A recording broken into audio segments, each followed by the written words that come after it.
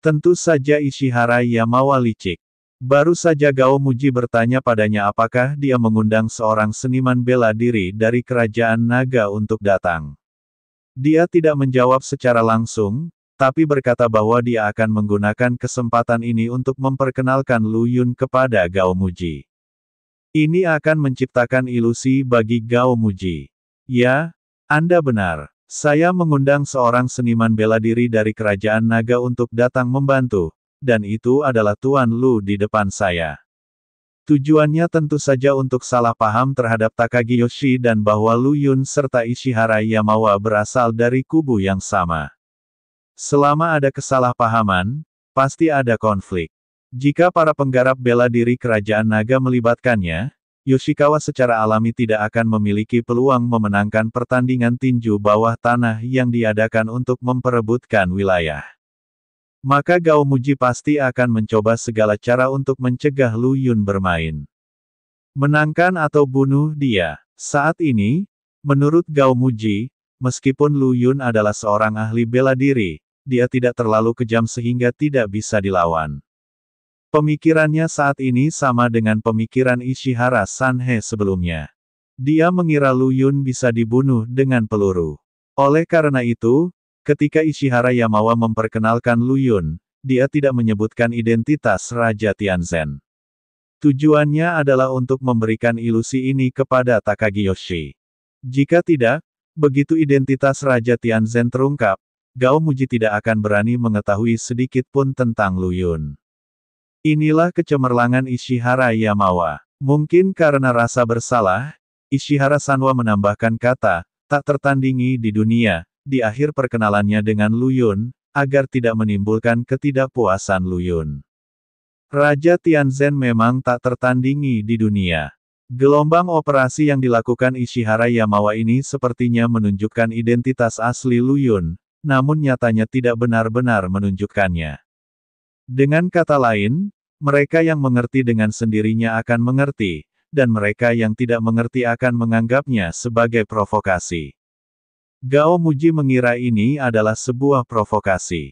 Ishihara Sanhe sebenarnya dengan bangga memperkenalkan kultivator seni bela diri yang dia undang dari kerajaan naga di hadapannya, dan bahkan menambahkan kata-kata, tak tertandingi di dunia. Bukankah dia hanya mencoba mengintimidasi dirinya sendiri, menyiratkan bahwa dia pasti akan kalah? Bukankah ini sebuah provokasi? Bos tetaplah bos, dan Anda harus memperhatikan seni berbicara. Anda tidak boleh terlalu berterus terang, karena terlalu berterus terang akan terlihat sangat tidak berkelas, tetapi kata-kata Anda harus memiliki makna. Pahami arti khusus setiap kalimat. Takagi Yoshi merasa telah memahami makna provokatif dari perkataan Ishihara Yamawa. Takagi Yoshi tidak menunjukkan amarahnya, tersenyum dan mengulurkan telapak tangannya kepada Lu Yun dan berkata, "Halo Tuan Lu, Presiden Ishihara bisa mengundang Anda jauh-jauh ke sini, dia pasti menjanjikan keuntungan yang sangat besar, bukan?" Lu Yun menatap telapak tangan Gao Muji dengan acuh tak acuh, tanpa ada niat untuk berjabat tangan dengannya, dan berkata dengan tenang, "Aku di sini hanya untuk menghadiri pesta ulang tahun." Begitu. Sepertinya saya salah paham terhadap Tuan Lu. Gao Muji tidak terlihat merasa malu, dan menarik kembali tangan kanannya dengan marah, dengan senyuman lembut masih terlihat di wajahnya. Tapi dia mencibir di dalam hatinya. Hanya di sini untuk pesta ulang tahun. Siapa yang percaya? Sama sekali tidak mungkin ada suatu kebetulan seperti itu. Gao Muji menatap Lu Yun dalam-dalam dan berkata dengan penuh arti, "Tuan Lu, saya punya firasat kuat bahwa kita akan segera bertemu lagi." Lu Yun terlalu malas untuk memperhatikannya. Takagi Yoshi juga tidak keberatan. Dia menoleh ke arah Junko Ishihara dan berkata sambil tersenyum, "Nona Junko, selamat ulang tahun." Lalu dia mengucapkan selamat tinggal pada Ishihara Yamawa, lalu melangkah keluar aula. "Ayo cepat, cepat pergi.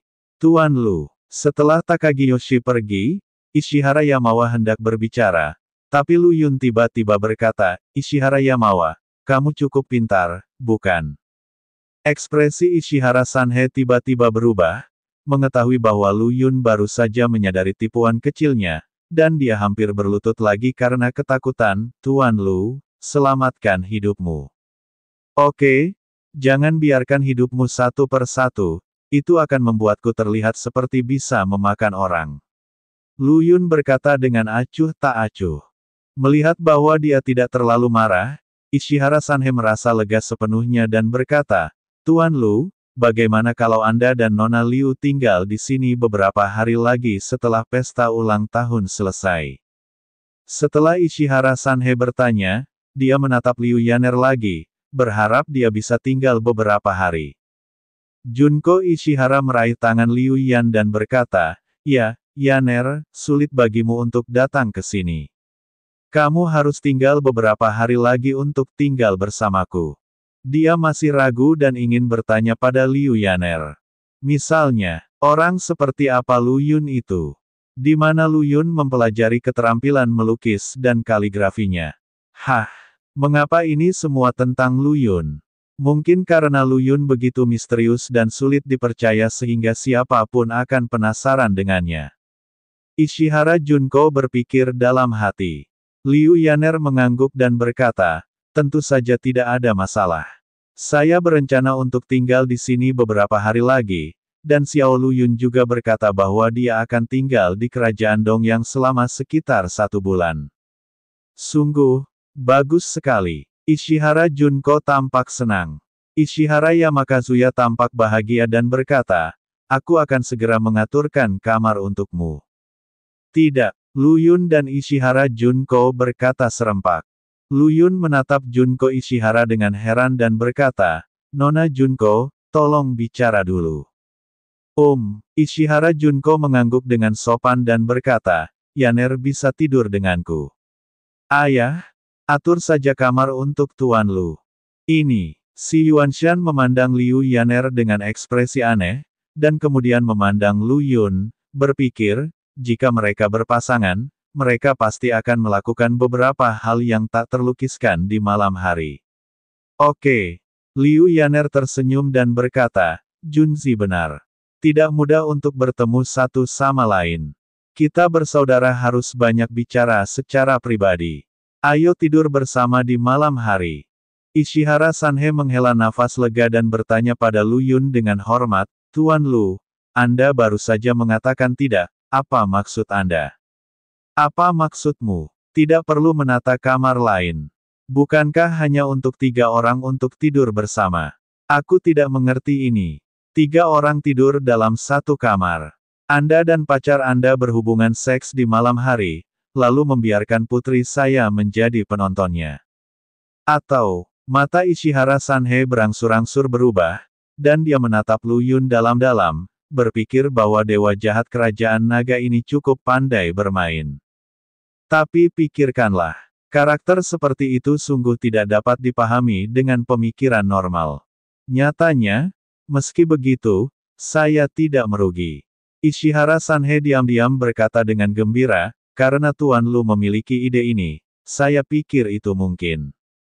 Ayah, apa yang kamu bicarakan? Ishihara Junko memelototi Ishihara Yamakazu dengan wajah memerah, lalu diam-diam melirik ke arah Lu Yun, dan berkata dengan malu-malu, Tuan Lu bercanda, bagaimana hal seperti itu bisa terjadi? Oh, bukankah kamu wanita straight? Apakah kamu tidak mengerti leluconnya? Mengapa kamu tiba-tiba memahaminya kali ini? Senyuman menawan muncul di wajah Liu Yan yang lembut dan cantik, dan dia berkata, Junzi, menurutku Xiao Lu Yun tidak bercanda. Dia pasti berpikir seperti ini di dalam hatinya, jadi dia mengatakannya. Ya, benarkah? Jantung Ishihara Junko berdetak kencang, dan ada perasaan berdebar-debar yang tak bisa dijelaskan di hatinya. Mengapa Anda masih menantikannya? Dia berkata bahwa Yaner harus yakin bahwa dia tidak akan melakukan kontak terlalu dekat dengan Lu Yun. Ishihara Junko diam-diam berkata pada dirinya sendiri bahwa dia harus sadar.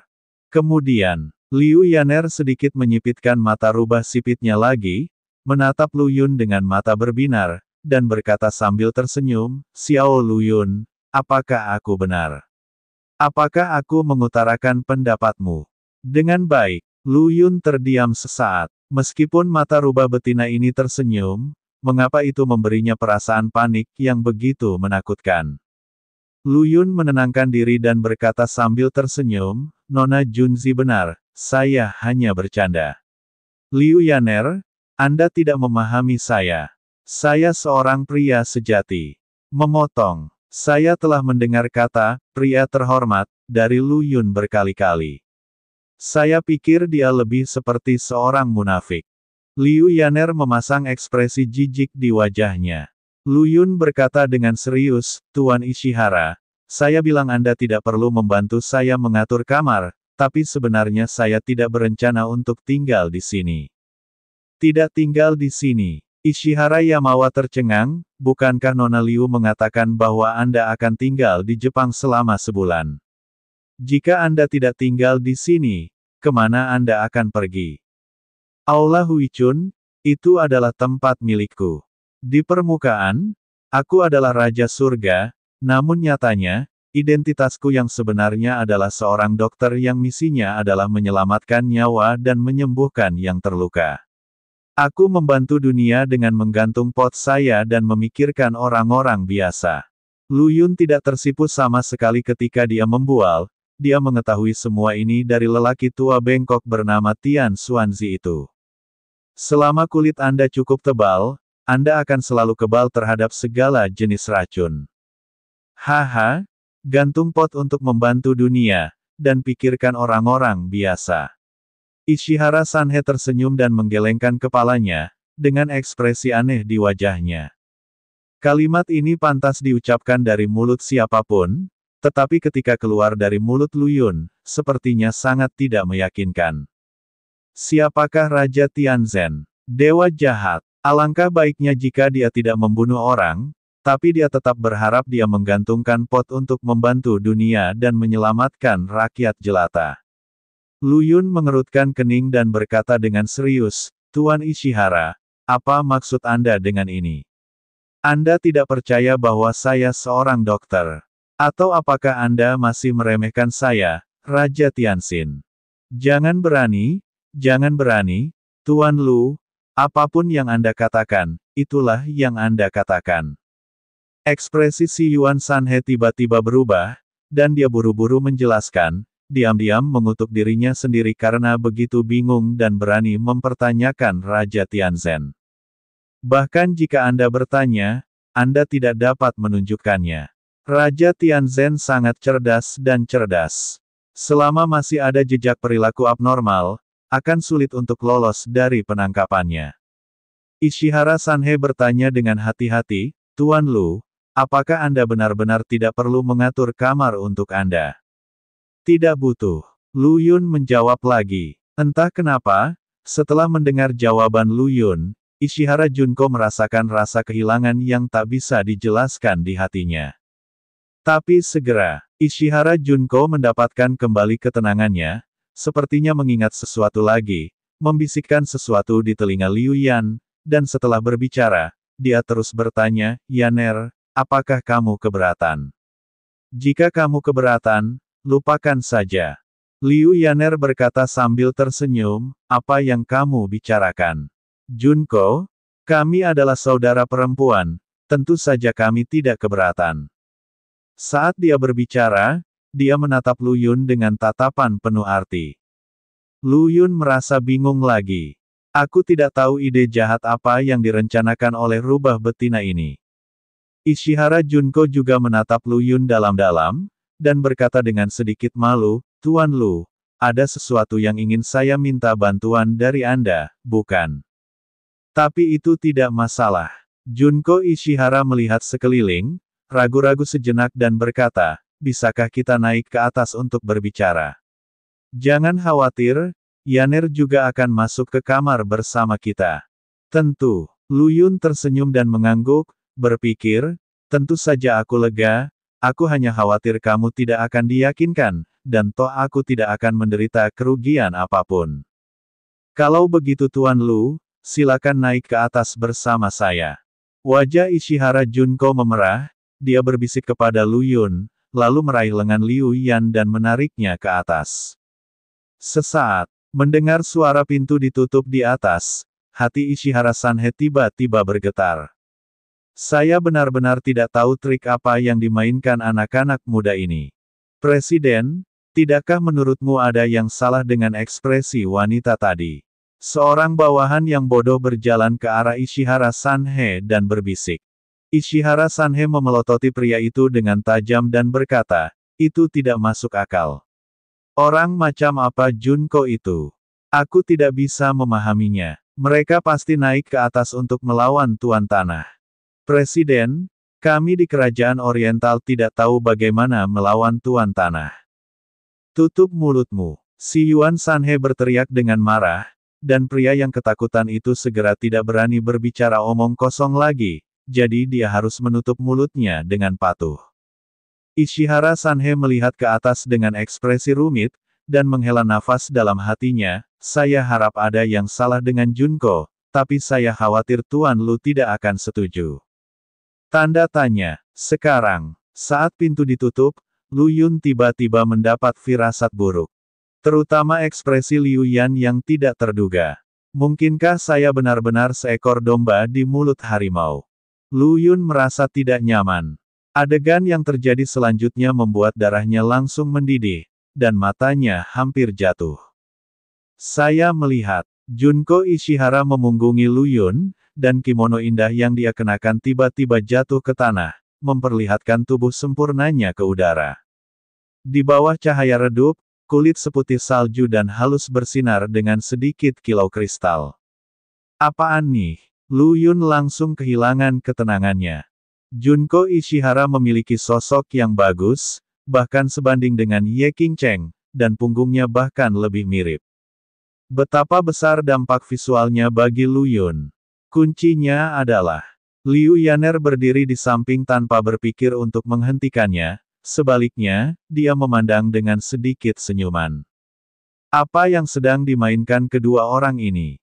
Apakah kamu benar-benar menginginkannya? Mata Lu Yun membelalak dan dia tidak percaya Liu Yaner benar-benar menyetujui hal seperti itu. Karena kamu punya kebiasaan menarik perhatian banyak orang, ceritakan padaku secepatnya. Mungkin kamu bisa membantu dirimu sendiri dan saudari lainnya. Kenapa datang jauh-jauh ke sini untuk memanfaatkan gadis dari Jepang ini? Lu Yuntian tanpa malu-malu menggunakan kata, murah. Saat ini, suara malu-malu Ishihara Junko tiba-tiba terdengar, Tuan Lu, Anda tidak boleh berpikiran buruk. Saya hanya ingin meminta Anda membantu saya membuat lukisan. Lukisan, Lu Yun tampak terkejut. Yah, aku pernah melihat film berjudul Titanic sebelumnya. Aku sangat iri dengan kisah cinta pedih antara pahlawan dan pahlawan wanita di dalamnya, dan aku sangat berharap seseorang bisa membuatkan lukisan seperti ini untukku. Junko Ishihara berkata pelan. Jadi itu saja, saya ingin mengabdikan diri pada seni. Ekspresi Lu Yun tiba-tiba menjadi sedikit aneh, dan dia berkata, Nona Junko, tapi saya mengikuti gaya tangan bebas, bukan membuat sketsa. Saya tahu, tapi saya yakin dengan kemampuan Tuan Lu, dia akan mampu mewujudkan keinginan saya. Sekalipun dilukis dengan gaya tangan bebas, itu pasti akan menjadi sebuah mahakarya. Tapi jangan khawatir Pak Lu, saya pasti tidak akan menyebarkan lukisan ini. Saya akan menghargainya sebagai hadiah ulang tahun terbaik saya. Petik 2. Ishihara Junko berkata dengan tulus. Lu Yun memikirkannya dengan serius, mengangguk dan berkata, izinkan saya mencobanya. Nona Junko bisa memakainya dan saya bisa menggambarnya dengan imajinasi saya. Oh, luar biasa, Lu Yun kecil. Kamu benar-benar bisa membayangkan hal seperti itu. Pernahkah kamu membayangkan hal ini berkali-kali ketika kamu tinggal bersama kami? Liu Yaner tiba-tiba mendekat, mengedipkan matanya dengan cara yang aneh dan berkata. Wajah Lu Yun tiba-tiba menjadi gelap, mungkinkah ini sama? Kami sedang mengejar seni sekarang. Seni itu murni dan tanpa kotoran. Liu Yaner, kamu tidak memiliki pemikiran yang benar. Berlututlah dan menghadap ke dinding untuk memikirkan tentang masa lalu. Liu Yaner mengerutkan bibirnya. Namun sebelum dia sempat berbicara, suara Ishihara Junko terdengar lagi, karena Tuan Lu juga mengatakan bahwa ini adalah seni. Junko merasa tidak perlu menghindari kecurigaan. Dia menghirup napas dalam-dalam. Dia mengumpulkan keberanian untuk berbalik, dan tiba-tiba dia penuh dengan musim semi dan kesenangan, menampilkan sepenuhnya tubuh indah seorang wanita. Lu Yun juga menarik napas dalam-dalam. Perasaan yang rumit. Ishihara Junko tersipu, diam-diam berjalan ke sofa di seberang Lu Yun, berbaring miring dan berkata, "Tuan Lu, silakan mulai." Yang lain sudah seperti ini, bagaimana Lu Yun bisa malu untuk menolak? Bagaimana dia bisa tega menolak? Tentu saja dia harus memperhatikannya dengan cermat, dan melukis dengan serius. Namun sebelum melukis, banyak detail yang harus diperhatikan dengan cermat, jadi dia melihatnya lagi, dan melihatnya lagi dan lagi. Jangan lewatkan setiap sudut. Liu Yaner makan dan berkata, "Bukankah ini sekolah tangan bebas? Mengapa kamu melihatnya dengan sangat hati-hati? Apa yang kamu tahu? Seni itu ketat dan serius. Sekalipun Anda seorang seniman tangan bebas, Anda harus menyadarinya. Hanya dengan mengingat setiap bagian secara mendalam di benak Anda dapat mencapai hasil yang luar biasa."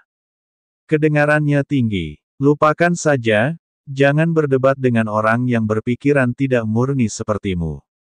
Kamu tidak pantas membicarakan seni. Anda. Tepat ketika Liu Yaner hendak kejang, Ishihara Junko berkata, "Yaner, bukankah kamu bilang kamu tidak keberatan?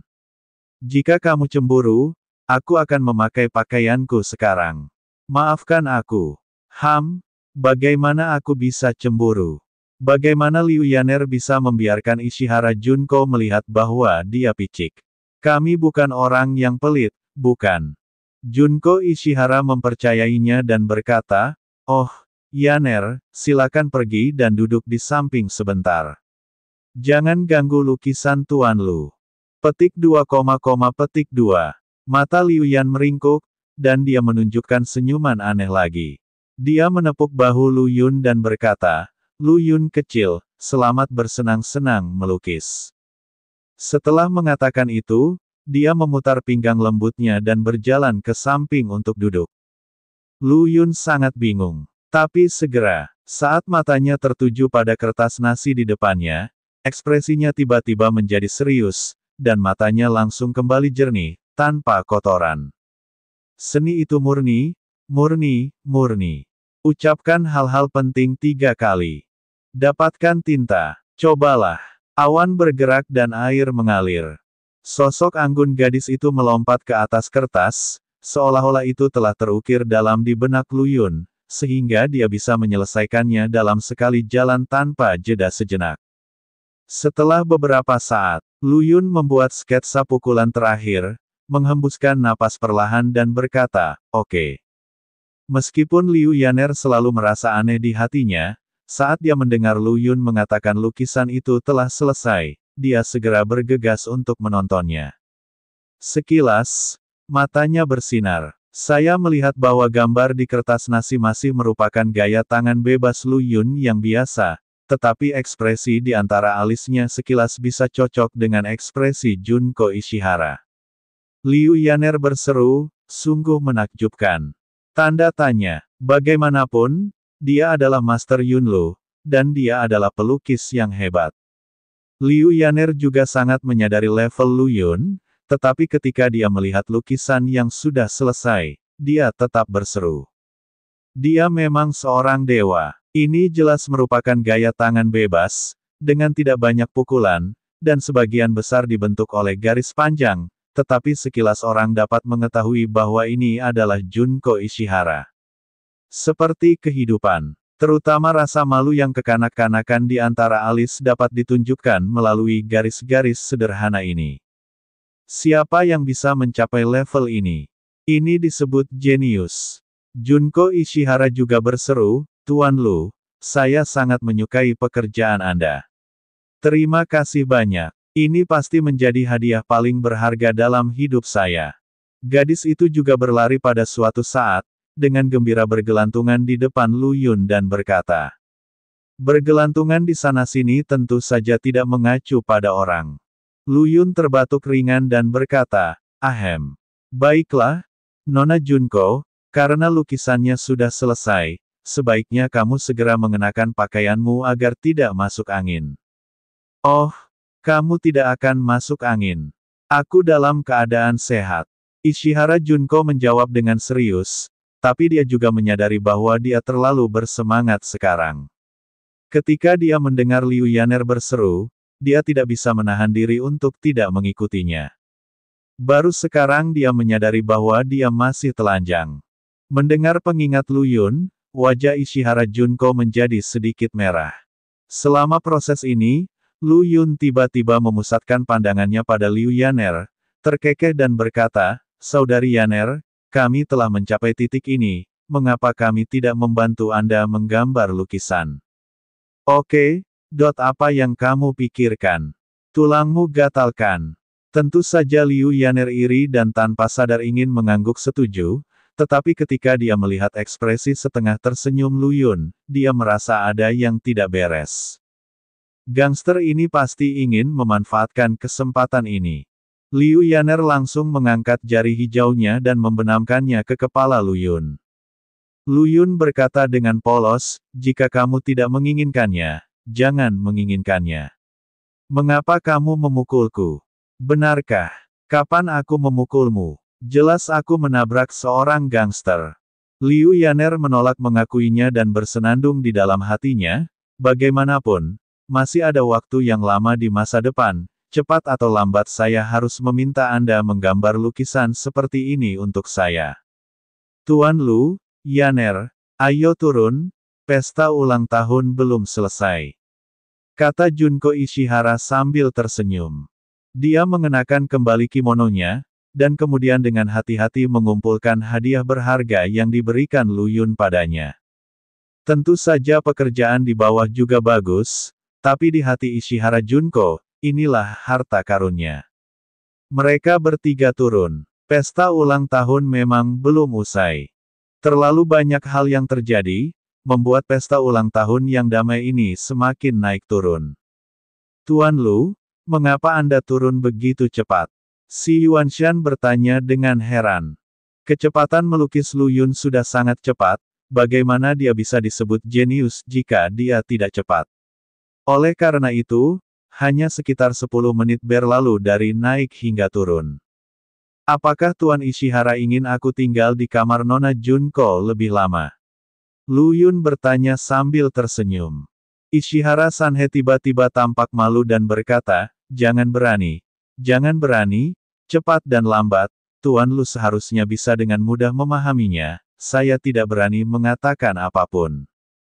"Tidak apa-apa." Lu Yun pura-pura tidak mengerti. Ishihara Yama dan Fuxin menghampiri putrinya dan bertanya, "Junko, apa yang kamu lakukan di atas sana tadi?" "Saya meminta Tuan Lu membuatkan lukisan untuk saya." Junko Ishihara menjawab dengan jujur. "Lukisan? Lukisan seperti apa yang mengharuskan Anda bersembunyi di dalam ruangan dan melakukannya secara diam-diam? Lagi pula, bukankah Lu Yun sudah melukisnya sebelumnya?" Ishihara Sanhe bingung, tapi dia tidak menanyakan secara detail karena Ishihara Junko sudah pergi ngobrol dengan Liu Yaner. Pesta ulang tahun berlanjut tanpa ada insiden lebih lanjut hingga akhir.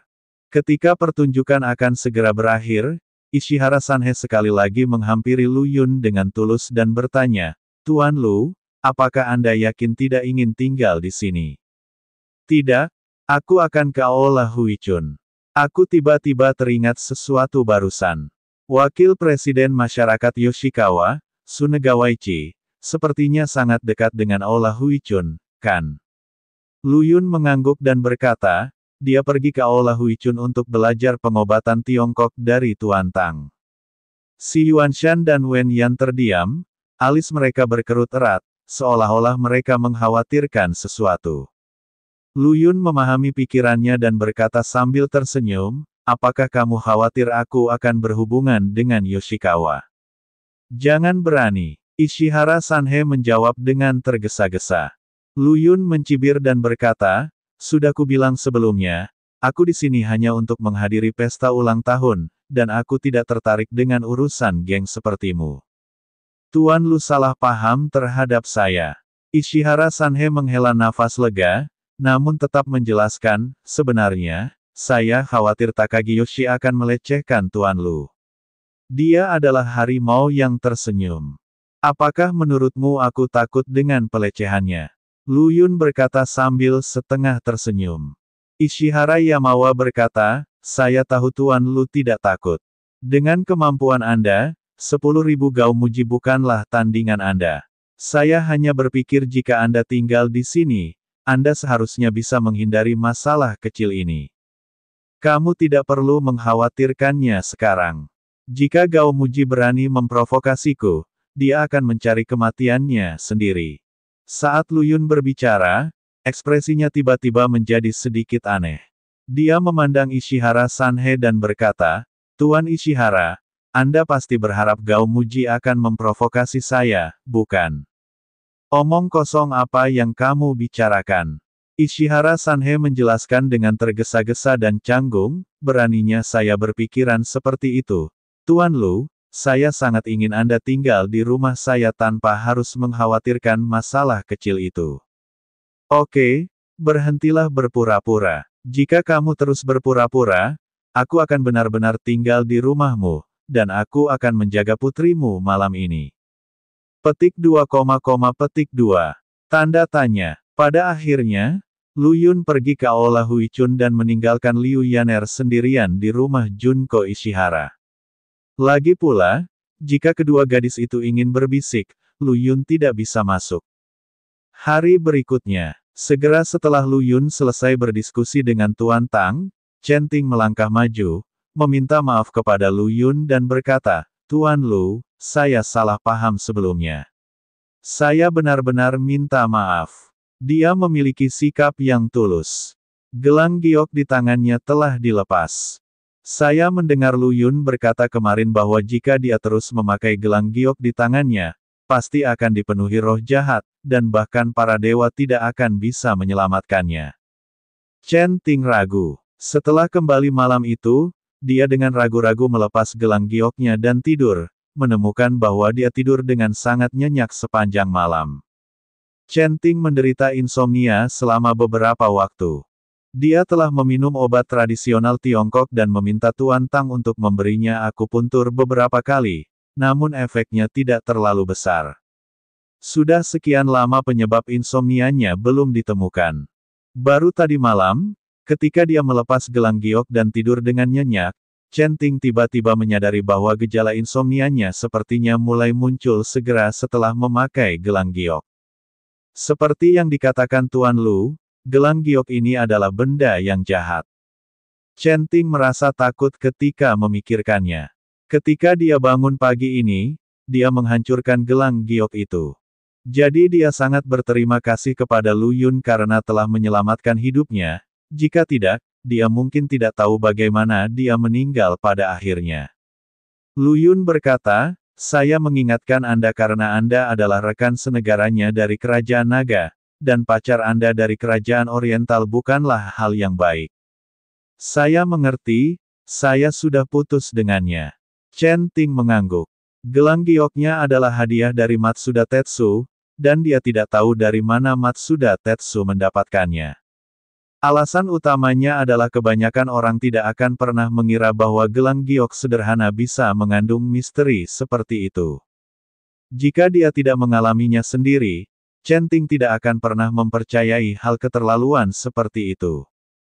Tuan Lu. Setelah jeda, Chen Ting membuka mulutnya untuk berbicara, tetapi kemudian ekspresinya menjadi gelap, dia menggelengkan kepalanya dan berkata, bukan apa-apa, aku hanya ingin mengucapkan terima kasih. Terima kasih kembali. Tentu saja, Lu Yun melihat bahwa ekspresi Chen Ting tidak wajar, tapi dia tidak punya pikiran untuk mengurusnya. Jika dia bisa memberikan pengingat yang baik, itu akan menjadi akhir dari kebaikannya. Setelah beberapa saat, Tuan Tang memanggil semua peserta magang di Aula Huichun dan berkata sambil tersenyum, saya tidak punya waktu untuk memperkenalkan Anda kemarin, jadi hari ini saya akan memperkenalkan kepada Anda, adik laki-laki Lu Yun ini sebenarnya adalah orang Tionghoa, praktisi kedokteran. Alasan mengapa dia dan saya menjadi teman begitu cepat adalah karena kami memiliki minat yang sama dan dapat duduk bersama serta membicarakan banyak pengetahuan tentang pengobatan tradisional Tiongkok. Untuk sementara waktu berikutnya, saudara Lu Yun akan tinggal di aula Huichun kami. Jika Anda memiliki pertanyaan yang tidak Anda mengerti, Anda dapat meminta nasihat dari saudara Lu Yun. Petik 2. Minta saran padanya. Semua orang di aula Huichun menunjukkan ekspresi ragu. Mereka percaya bahwa Lu Yun bisa bertarung. Bagaimanapun, mereka melihatnya menendang Tetsu Matsuda dan yang lainnya kemarin. Lu Yun lebih muda dari mereka, jadi tidak peduli seberapa kuat keterampilan medisnya, dia tidak bisa lebih baik lagi. Wu Jie mencibir dalam hatinya. Benarkah kamu bisa berteman begitu cepat hanya karena Lu Yun dan kamu memiliki cinta yang sama? Kami memiliki begitu banyak orang yang memiliki minat yang sama terhadap Huichun Hall, tetapi saya belum pernah melihat orang yang begitu antusias dengan Anda. Wu Jie mengira dia telah menemukan beberapa rahasia tersembunyi antara Tuan Tang dan Lu Yun, dan berkata dengan nada meremehkan di dalam hatinya bahwa Tuan Tang terlihat serius. Tetapi dia tidak menyangka bahwa dia akan melakukan hal yang begitu mengejutkan. Ini sangat menyinggung. Tentu saja, dia pasti tidak akan berani mengatakan ini tidak peduli betapa menyinggungnya, Tuan Tang tetaplah gurunya.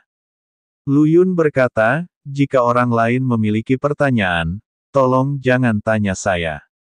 Menurut saya itu menjengkelkan. Alasan mengapa saya memutuskan untuk tinggal di aula Huichun selama beberapa waktu adalah untuk mengajari Tuan Tang beberapa set teknik akupuntur. Kemarin Liu Yaner bertanya kepada Lu Yun apakah dia bisa mengajari Tuan Tang beberapa set teknik akupuntur agar Tuan Tang bisa menyebarkannya. Lu Yun berpikir sejenak dan merasa tidak ada masalah besar.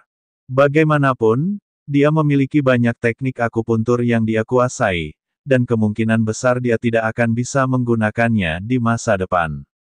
Mengajarinya kepada Tuan Tang juga merupakan sebuah pilihan. Inilah alasan mengapa dia memilih untuk tinggal di aula Huichun untuk sementara waktu.